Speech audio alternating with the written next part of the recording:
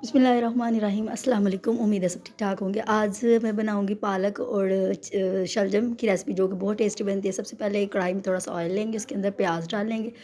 प्याज को हमने थोड़ा सा फ्राई करना है, ठीक है। ज़्यादा नहीं फ्राई करना, हल्का सा फ्राई करना है, ठीक है। फ्राई करने के बाद इसके अंदर मैंने लहसुन डाले, लहसुन को मैंने चॉप किया था, ठीक है। चॉप करके इसके अंदर डालेंगे ना, इससे बहुत ज़्यादा फ्लेवर जो है ना मज़े का आता है। फिर साथ ही हम इसके अंदर ज़ीरा डाल देंगे। अब इन तीनों चीज़ों को हमने ये फ्राई करना है, ठीक है। थोड़ा सा जब इसका कलर चेंज हो जाएगा तो फिर हम इसके अंदर और मसाले डालेंगे। ये जी इसका कलर चेंज हो गया, इसके अंदर मैं डालूँगी अब टमाटर। 2 से 3 अदद मैंने टमाटर डाले थे मोटे मोटे से, ठीक है। अब इसके अंदर ये थोड़ी हल्दी चली जाएगी। हल्दी के बाद ये इसमें 1 चम्मच सुरख मिर्च गई है, ठीक है।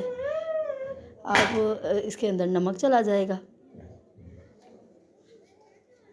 अब ये बस यही मसाले, इसके अलावा इसके अंदर कोई भी मसाला नहीं जाएगा। अब हम इन सारी चीज़ों को हम अच्छे तरीके से भूनेंगे और इसके अंदर थोड़ा सा मैं पानी डाल दूँगी ताकि ये जो टमाटर, प्याज और लहसुन वगैरह ये सारी चीज़ें अच्छे तरीके से गल जाए।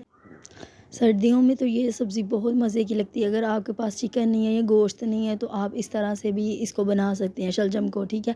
वैसे तो ये गोश्त में बनाए तो बहुत ज़्यादा टेस्टी बनते हैं, तो अगर आप पालक में बनाना चाहें तो इसलिए मैंने सोचा मैं आपके साथ ये रेसिपी शेयर करती हूँ कि आप इसको चावलों के साथ खाएं तो इसका टेस्ट तो बहुत ही मज़े का होता है, ठीक है। अब ये हमारा मसाला भुन गया था, इसके अंदर मैं जो डाल दूँगी शलजम, ठीक है। शलजम डालने के साथ ही इसके अंदर मैं पालक डाल दूँगी। अब शलजम और पालक को अच्छे तरीके से इसको भूनना है, तकरीबन 10 मिनट के लिए मसाले के साथ इसको भूनना है ताकि ये जो सारा मसाला है ना ये सब्ज़ी के अंदर जो है ना वो इसका मसाला जो है इन्हेंस हो जाए, उसकी खुशबू हर चीज़ वगैरह, ठीक है।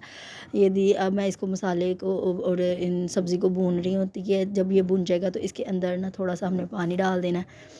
पानी डाल के तो आप इसको तकरीबन 10 से 15 मिनट आपने ना इसको हल्की आंच पे रखना है ताकि ये जो है ना शलजम वगैरह और पालक ये अच्छे तरीके से गाल जाए। तो जब ये गाल जाए, तकरीबन मैंने ये 15 मिनट बाद देखा था तो ये माशाल्लाह से गाल गए थे। बाकी जो थोड़ी बहुत कसर रह गई थी ना तो उसको हमने मैशर से काट ले।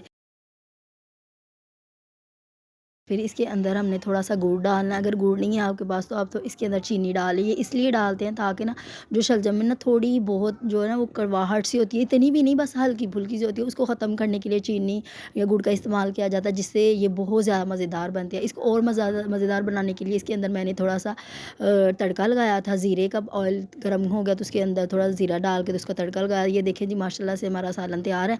आप इसको चावल के साथ खाएँ या रोटी के साथ तो आपको बहुत मज़ा आएगा।